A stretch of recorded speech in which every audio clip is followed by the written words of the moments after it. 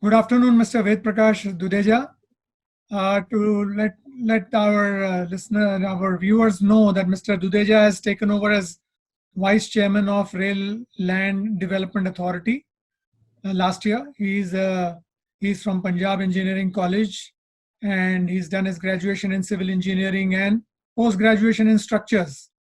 So he is a 1986 batch IRSE officer, that is Indian Railways Service of Engineers. This civil engineering department of Indian Railways is managed by IRSE cadre, which is one of the oldest services in India. And these officers are responsible for maintenance of all fixed assets of Indian Railways. So I think us passengers and other users of railways do not know this, that tracks, bridges, buildings, roads, water supply, all these, virtually 45% of the total assets of Indian Railways are there. So welcome, Mr. Dudeja, to our interview. Thank you. Thank you, Mr. Pratap. So I think, as you have stated somewhere about the vision document, that this whole leverage of assets of railways can be done very well with the partnership of the private sector, with a PPP as one of the major areas which can bring in funds, assistance, experience, and implementation. So I wanted you to give the listeners and viewers some perspective on this project first. You see, RLDA's mandate is to monetize railway land, wherever surplus railway land is available over Indian Railways across the entire country. So we are developing about 62 stations by leveraging the land resource, which is available in all the major towns in the country. Actually, we will be developing these stations on PPP mode, leveraging the strengths of public sector as well as the private sector. The private sector have got the expertise of construction and expertise of new innovations in construction and architecture. So we'll be leveraging strengths of both the sectors. Of course, our land is available in important towns, so this will be a strength from our side. So without doing any expenditure, as you know, development of these stations of international standard, they need a lot of investment. And presently, we are looking for the resources for the same. So public-private participation will ensure that investment comes from the private sector without any resource, without any pressure on the resources of the railways. So we'll be developing these stations. Like New Delhi station is going to be an international level station, which will involve a huge airport kind of infrastructure, having a very big arrival departure concourse over the entire all the tracks of New Delhi station, all the platforms. And then there will be, as of now, New Delhi is having east and west are totally isolated and different, and they are not connected with each other. So we'll be having all along the New Delhi station will be having road connectivity, so that east and west is very well connected. So that is our main aim, to develop this New Delhi station as a commercial hub also, in addition to the infrastructure requirements. And what is the timeline for completion? You see, we have thought that from the RFQ date, it will take around 4 years. Okay. So we are thinking of RFQ, and we have already made documents for RFQ and submitted to Ministry of Railways. And very soon, as soon as this COVID thing is over, we'll be coming out with RFQ. And by 2024, we expect that we should be in a position to implement phase 1 of New Delhi station, which will involve about 5,000 crores of mandatory development, which includes the arrival departure concourse, huge concourse, including commercial space over the station, plus relocation of railway offices and other facilities which are available presently to make way for commercial space. And total cost of the project is to be around, total cost of construction is going to be around 7,000 crores. So how was the experience conducting this online bidding process? Whenever some bad thing comes, there is a challenge, but at the same time, there is an opportunity also. So COVID was a challenge. It has been a challenge. And along with that, it is an opportunity for us to communicate with the people through internet. So we could convert this challenge into an opportunity, and we conducted the first pre-bid conference with all the renowned architectural consultants of India as well as around the world. In fact, from Australia also people participated. So it was a very good experience. There were slight connectivity issues some here and there, but overall it was a very, very good experience, and people could understand what are the issues, what are the things involved, and how this whole concept will come out. So it was a very good interactive session.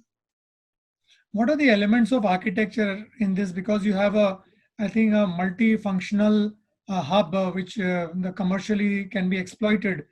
Would that be totally left to the sub-developer to actually develop? Let's say somebody bids for this, then does the design element, or is the design element already mandated by the RLDA beforehand, and then structures are leased out or bidded out to different people?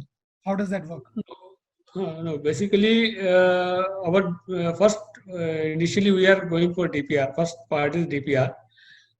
In that DPR, the consultant will come out with a master plan kind of thing. It will be a concept plan that this is the mandatory development which we need, and he will earmark the area for commercial development. So developer will have independence to design it as per his convenience, all the office space as well as the commercial space and mandatory space also. Only a concept plan will be given to him.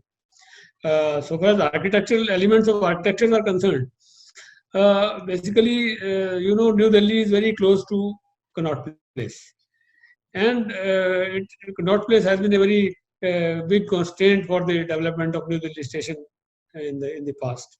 So now what we have envisaged, we are now envisaging is that east and west will be connected bypassing the Connaught Place, so that the Connaught Place is not overburdened with this new development. So this is major shift in the concept, and as I told you, it will be a airport kind of development where arrival and departure lounge will be different. There will be different concourses for that, and we will have food court and all other commercial activities over the station, and we will be offering separate station estate development for leveraging the finances for this station. So how big an area would this be? The Delhi one? Total area is around 110 acres. Total area of development. So built up area would be translating it. Built up area, in fact, mandatory development is around 5 lakh square meter, and commercial which we are offering to the developer, that will be about 2.6 lakh square meter, where he can build offices and commercial space, retail space, he can build there, or even including hotels. By which day the consultant will be selected?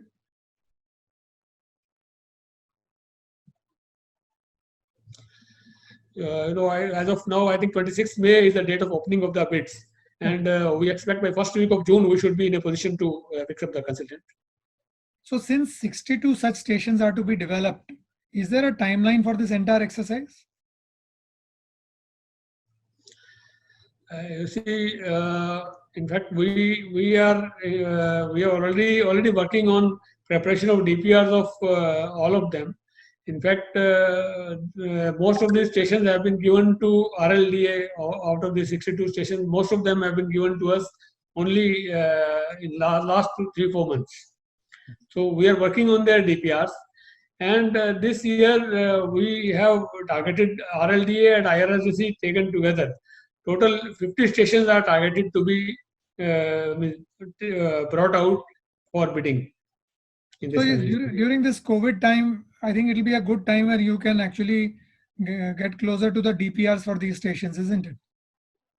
That's right.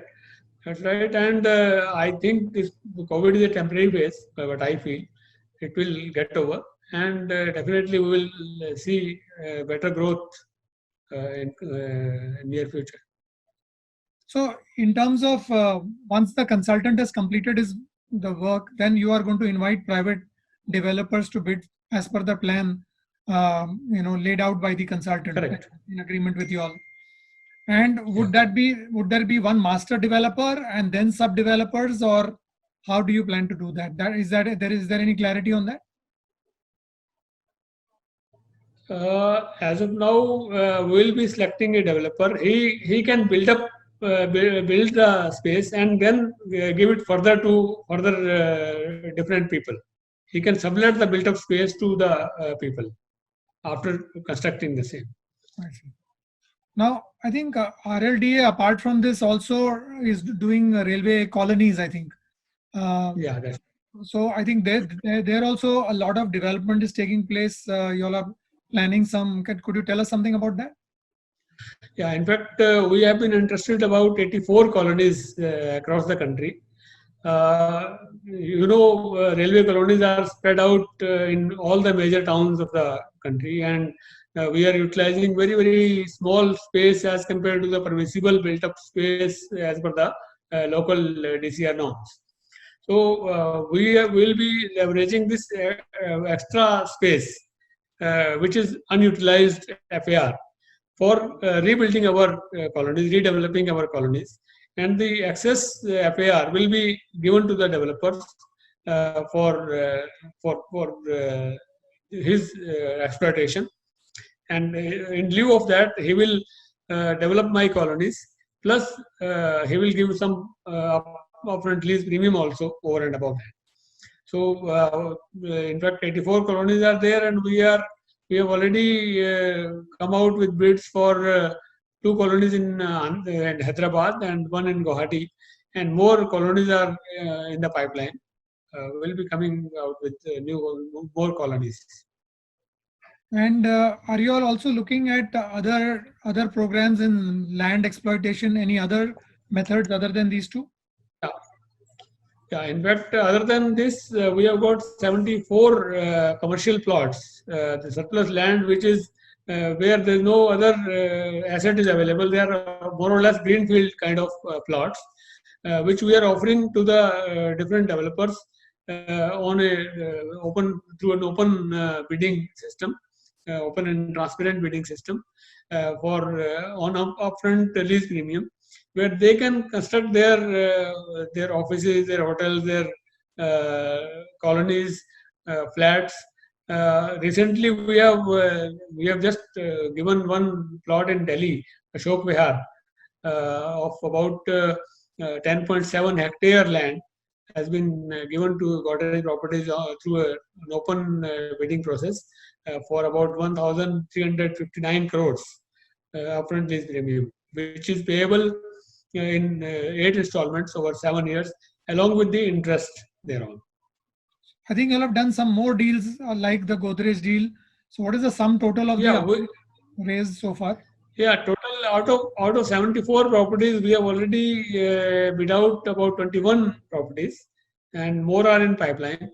This 1920, despite this slowdown in the real estate and all, we could make a sort of record for RLDA. We bid out around 9 properties of 1,553 crores for RLDA.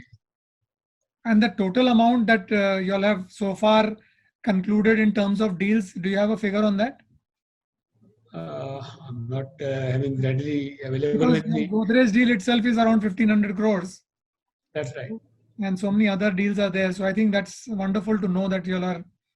Actually, when we talk to developers, many of them were not ready to take risk of huge investment in major towns. So then we tried to focus on tier 2 cities where demand exists and small plots are there, so that at least something goes on.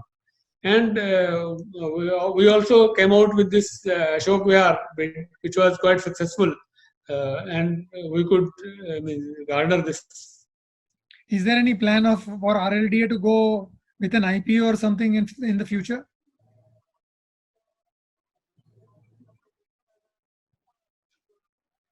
RLDA is not a PSU. It is RLDA is an authority. Okay. It is an extended arm of Ministry of Railways. Right. So it's not a kind of public sector undertaking.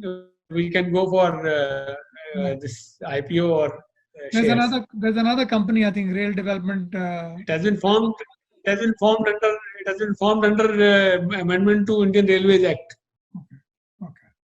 Right. So you all are principally creating resources and ensuring that the current hubs of railways generate more revenue. That's right. All right. So good work, Mr. Dudeja. And can you tell us any experience about COVID that is affecting your work right now?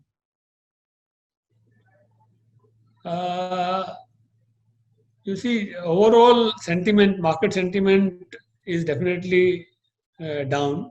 In fact, prior to COVID itself, it was down, and COVID has further added worries to us. But still, we are quite hopeful that immediately, as soon as COVID-19 scare is over, we will be coming out with more offerings to the market. In fact, we have got investment opportunities for even small investors to the large investors. We are also into multifunctional complexes where small plots of 500 square meter, 1000 square meter also we are giving to small investors, where they can build some essential passenger amenities like small shopping complex and small restaurant kind, and budget total of maybe 50 rooms or 100 room kind of thing. So we are already developing some 55 MFCs are being developed by RLDA. About 11 have been already commissioned, and they are functioning very, very well. And very good brands have been attracted towards this MFC kind of thing. Holiday Inn is coming in Katra, and Big Bazaar kind of brands, they are functioning in this MFCs. So we'll be coming with more such offerings in coming future. Last question, Mr. Dudeja, about the smart cities. Since these 62 stations are, along the whole principle of building smart cities, is there some sort of a synchronization between what the demand or the need of the city is vis-a-vis the architecture or the arrangement or the plan for the station development? Is there some sort of a synchronization? Definitely. We always try to integrate with the smart city requirements. Like as I told, New Delhi itself will be taking special care about the connectivity to the station, special care towards the road infrastructure around New Delhi station, so that there is no excessive congestion on Connaught Place or nearby areas. So we'll be creating a lot of additional road infrastructure to ease out the position of traffic around our station. Right. Thank you very much, Mr. Dudeja, for speaking to us. All the best. Thank you very much. Thank you very much. Thank you.